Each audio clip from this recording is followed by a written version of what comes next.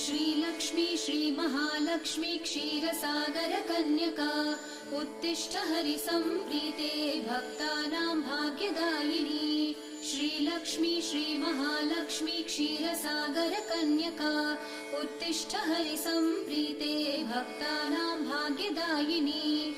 उत्तिष्ठोत्तिष्ठ श्रीलक्ष्मी विष्णुवक्षस्थलालये उत्तिष्ठ करुणापूर्णे लोकानां शुभदायिनी। उत्तिष्ठोत्तिष्ठ श्रीलक्ष्मी विष्णुवक्षस्थलालये उत्तिष्ठ करुणापूर्णे लोकानां शुभदायिनी। श्रीपद्ममध्यवसिते वरपद्मनेत्रे श्रीपद्महस्तचिरपूजित पद्मपादे श्रीपद्मजातजननी शुभपद्मवक्त्रे श्रीलक्ष्मी भक्तवरदे तव सुप्रभातम्।